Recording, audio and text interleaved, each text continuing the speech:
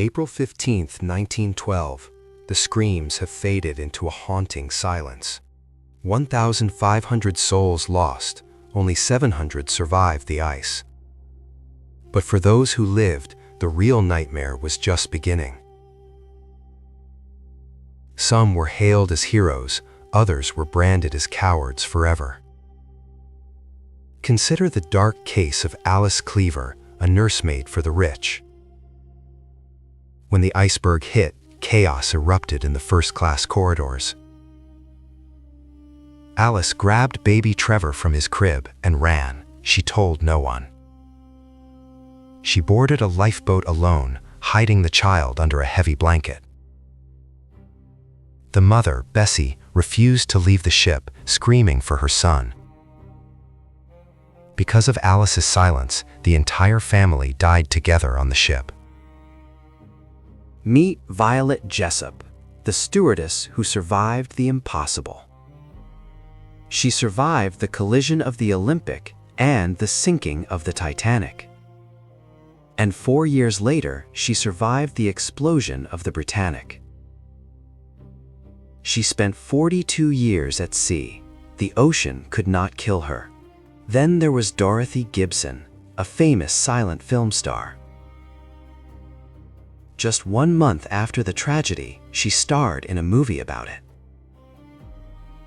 She wore the exact same dress she had worn the night of the sinking. Reliving the trauma was too much. She broke down on set. The movie was a success, but it destroyed her mind. While Dorothy crumbled, others found salvation in spirits. Meet Charles Joggin, the chief baker. While others prayed, Charles found courage in a bottle of whiskey. He didn't just drink. He threw 50 heavy wooden chairs overboard, hoping they would serve as rafts. He rode the sinking ship down like an elevator, stepping off the stern without getting his hair wet. He spent hours in the freezing water. The alcohol likely kept his blood warm enough to survive. Then there was Jack Thayer, a 17-year-old heir. He lost his father in the chaos. Standing on an overturned lifeboat, he witnessed something the world would deny for decades. He saw the Titanic break in half. He drew sketches proving it split before sinking. But the official inquiry ignored him. They claimed the ship sank intact. Jack was silenced. It took 73 years to find the wreck and prove the boy was right all along. Jack survived the night, but the trauma followed him. He took his own life years later. Madeline Astor was returning from her honeymoon. She was 19, pregnant, and married to the richest man on the ship, John Jacob Astor. When the order came to load the boats, John asked to join her because of her delicate condition. The officer refused. He lit a cigarette and tossed his gloves to her. "I'll see you in New York," he lied. She never saw him again. His body was found weeks later, crushed by a smokestack, with thousands of dollars in his pocket. Madeline survived to give birth to a son, but she lived a life of sorrow, married 3 times, and died alone. But the most heartbreaking mystery involved 2 curly-haired boys, the Titanic orphans. They were registered as Louis and Lola. No one knew who they were. They spoke only French. The truth was a scandal.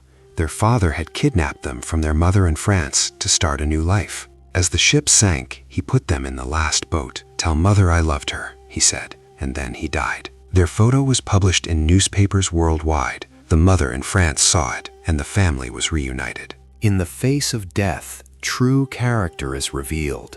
Meet Sir Cosmo Duff-Gordon, a wealthy British landowner and fencing champion. He escaped in lifeboat number 1. It had a capacity for 40 people, but it carried only 12. The scandal exploded when it was revealed he gave the crew £5 each. Was it charity or a bribe to not go back? The press destroyed him. He was branded the coward of the Titanic and lived the rest of his life in social shame.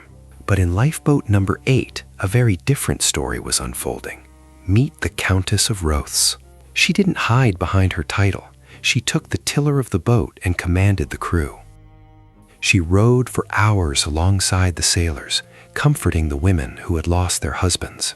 The seaman in charge, Thomas Jones, was so impressed he gave her the brass number plate of the lifeboat as a trophy. She remained a hero, shunning the spotlight, while Cosmo died a broken man. But not all heroes were in the lifeboats. Some were still on the ship, making sure others got out. Meet Charles Lightoller, the second officer, the highest-ranking member of the crew to survive the night. He interpreted the order "women and children first" as "women and children only." He launched boats half empty rather than let a man board. When the water reached the bridge, he didn't panic.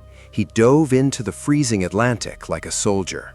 He was sucked underwater by a ventilation shaft, pinned against a grate, drowning in the darkness, until a blast of hot air from a boiler explosion shot him back to the surface, a miracle. He found refuge on Collapsible B, balancing on the slippery hull with Colonel Archibald Gracie. Colonel Gracie was a historian and a soldier. He stayed on the ship until the very end, helping women board. He was washed off the deck by a massive wave as the ship took its final plunge. He survived the night on the overturned boat, but the freezing water took a toll his body couldn't recover from. He wrote the book The Truth About the Titanic and died just months later, the last casualty of the disaster. Milvina Dean was the youngest passenger on board. She was only 2 months old, wrapped in a canvas sack. She lost her father that night. She lived to be 97, the very last survivor of the Titanic. Then there was Eva Hart, 7 years old. She remembers everything. Her mother had a premonition and refused to sleep. When the ship struck, her father wrapped her in a blanket. His last words were, "Hold Mummy's hand and be a good girl." Eva watched the ship break in two. She saw the lights go out. She heard the screams. The trauma haunted her. For the rest of her life, she called the ocean a mass grave. Another survivor, Helen Churchill Candy, was a feminist writer. She broke her ankle leaping into a boat. Despite the pain, she rowed all night. Later, she served as a nurse in World War I. These women didn't just survive, they endured, carrying the weight of the 1,500 dead. But as the rescue ship Carpathia arrived at dawn, the reality of their new life began. Finally, the tragic case of Masabu Bumi Hosono, the only Japanese passenger on the Titanic. As Lifeboat 10 was lowering, an officer shouted, "Room for 2 more." A man jumped. Hosono followed him. He survived, but in Japan, he was not a hero. He was branded a disgrace to the samurai spirit. He was fired from his job, condemned by the press, and cited in textbooks as an example of how not to act. He died in 1939, a broken man. His honor was only restored decades later by his family. Today, the Titanic rests 12,000 feet deep, a silent graveyard of ambition and tragedy. Scattered on the ocean floor are pairs of shoes, the only remains of the 1,500 who were lost. The survivors carried the weight of that night until their last breath. Guilt, trauma, and memories. History judges them, but in the face of freezing death, who knows what we would do? If you want to explore more untold stories of history, subscribe to History Unveiled.